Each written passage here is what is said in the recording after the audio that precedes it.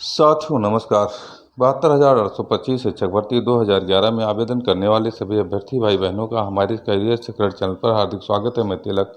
आज का वीडियो बहुत ही महत्वपूर्ण है क्योंकि इस वीडियो में एक याची ने कुछ बिंदु सुझाए हैं 12/091 की जीत के लिए, यानी कल की तैयारी के लिए क्या उठाए जाए कदम, इससे हो सकती है जीत सुनिश्चित। इन्होंने जो बिंदु दिया है उस सारे बिंदुओं को हम इस वीडियो में रखेंगे और आप और तथा आपके पैरवीकार अगर इस बिंदु को ध्यान में रखेंगे और इन बिंदुओं के ऊपर अपने सीनियर मोस्ट से ब्रीफिंग करेंगे तो कहीं ना कहीं जीत सुनिश्चित हो सकती है। मित्रों, सारा डिटेल हम इस वीडियो में बताने वाले हैं। आप हमारे चैनल को अधिक से अधिक संख्या में सब्सक्राइब कर दीजिए, वीडियो में अंत तक बने रहिए। ये कुछ बिंदु एक ऐसे जानकार जो कि हमेशा 12/091 की लड़ाई में शामिल रहे हैं उनके द्वारा बताया गया है। मैं सारी बात आपको बताने जा रहा हूं, आप वीडियो में अंत तक बने रहिए। हम आपको बता दें कि उन्होंने कहा है नंबर 1 पर सर्वप्रथम सभी अगवाकार 12/3/2024 की महत्वपूर्ण निर्णायक तिथि पर अपने अपने मोस्ट सीनियर अधिवक्ताओं को अच्छी तरह से ब्रीफिंग करें। कलाम सर जैसे 12/091 के बुद्धिजीवी अधिवक्ता द्वारा जिनकी 12/091 के प्रति मेहनत और समर्पण कोर्ट रूम में रहने वाले संघर्षशील साथी देख चुके हैं, किसी को उनके समर्पण के विषय में ज़्यादा बताने की आवश्यकता नहीं है। समझ में आती है। सभी अगवाकारों के समस्त मोस्ट सीनियर अधिवक्ता सरकारी अधिवक्ता को पुरानी बातों को दोहराने और डीबी कोर्ट के श्रद्धेय न्यायमूर्ति अश्विनी कुमार मिश्रा जी एवं रिचवी सर को गुमराह करने का बिल्कुल मौका न दें, बल्कि ज्यों ही वो गुमराह करने का प्रयास करें तुरंत टोकते हुए जबरदस्त काट के साथ अचूक साक्ष्यों एवं तथ्यों के आधार पर कोर्ट रूम में ही चित्त कर दें। एक बार नहीं, जब भी वो ऐसा प्रयास करें बार बार उन्हें मुंह तोड़ जवाब देना चाहिए।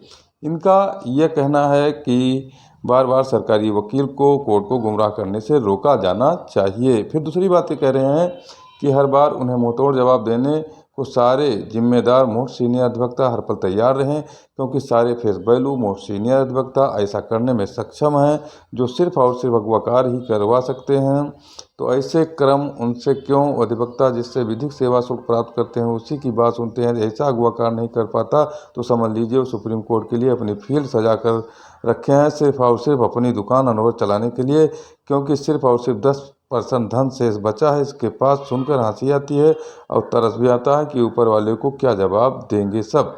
फिर तीसरा पॉइंट कह रहे हैं कि 12/3/2024 के संभव हो सके तो कोर्ट में सुनवाई की शुरुआत हमारे मोस्ट सीनियर अधिवक्ता ही दबाव के साथ करें और कोर्ट रूम में सरकारी अधिवक्ता से 1 से 66,655 का पूरा ब्रेकअप का साथ श्रृंखलाबद्ध आंकड़ा मांगकर सरकार को घेर लें, क्योंकि इनके पास ब्रेकअप देने का मौका नहीं मिल पा रहा है, नहीं इनको पूरा डाटा नहीं मिल पा रहा है, इसलिए इन्हें ब्रेकअप पर पूरी श्रृंखलाबद्ध ब्रेकअप मांगनी जाए।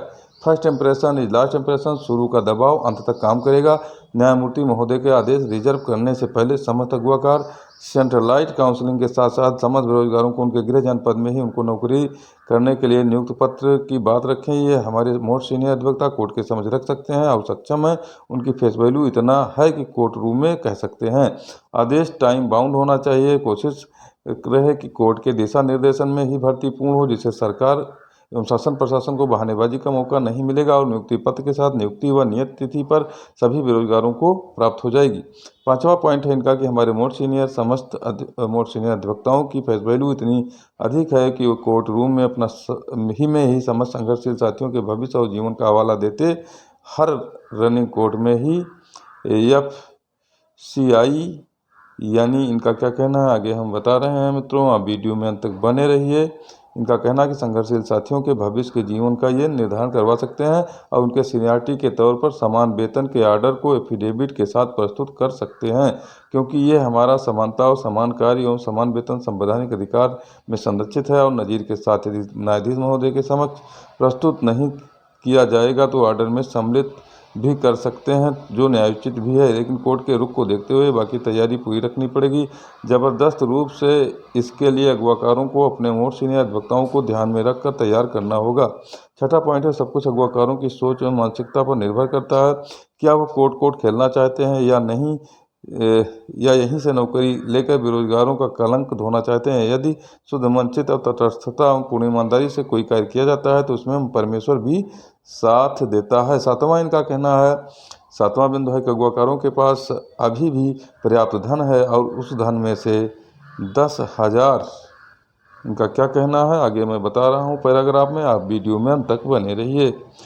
रुपये प्रति अधिवक्ता प्रदान करें, जिससे कि 12/3/2024 की महत्वपूर्ण निर्णायक तिथि को ध्यान में रखते हुए एक और जबरदस्त ऑर्डर प्राप्त करने के लिए इस प्रयास से एक ऐसा आदेश प्राप्त हो जिससे कोई भी प्रशासनिक अधिकारी विधिवत्ता अंगुली न उठा सके, और परिणाम स्वरूप ऐसे आदेश को कोई भी भूलकर ऊपर की कोर्ट में चैलेंज न कर सके।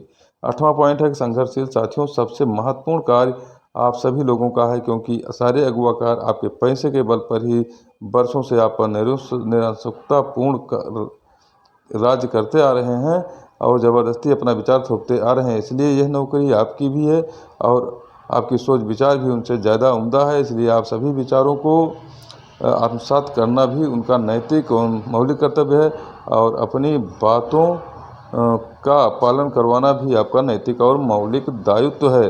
फिर आगे इनका कहना है, अंततः मैं राधा रानी की प्रेरणा से मैं जानता हूं कि 12/091 की जीत सुनिश्चित है। और फिर कह रहे हैं कि यही कहना चाहता हूं कि सारे अगुवाकार पूरी ईमानदारी एवं सच्ची कर्मनिष्ठा एवं श्रद्धा से बेरोजगारों के वर्षों के सपने को साकार करें और उनकी दुआओं को प्राप्त करें। मुझे पूरा विश्वास है कि उनका ज़्यादा से ज़्यादा पाप कट जाएगा।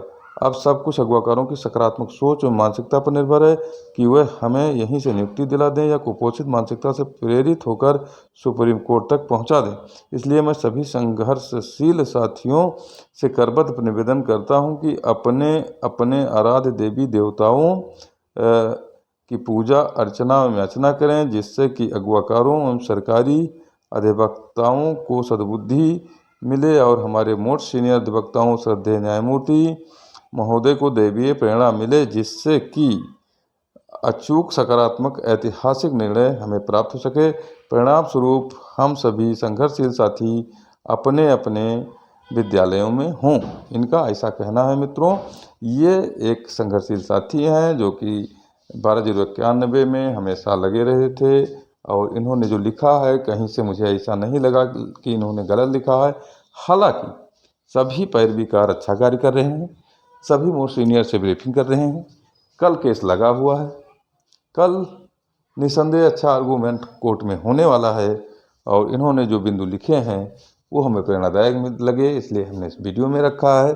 साथ ही साथ आप कमेंट करिए कि इसमें क्या गलत है। अगर मान लीजिए हमारी भाषा पढ़ने में कहीं दिक्कत आई हो तो आपके साथ वीडियो है, आप इसे देख सकते हैं, पढ़ सकते हैं और समझ सकते हैं कि इन्होंने क्या कहा है। तो कहीं ना कहीं मैं आपको बता दूं कि 12/091 की लड़ाई इसी सोच के साथ पूर्ण हो सकती है और किसी का न किसी से दुश्मनी है, न किसी से किसी की बहुत ज़्यादा मित्रता है। सभी एक हैं, सबको जीत मिले, इसी कामना के साथ मित्रों आप सबको धन्यवाद।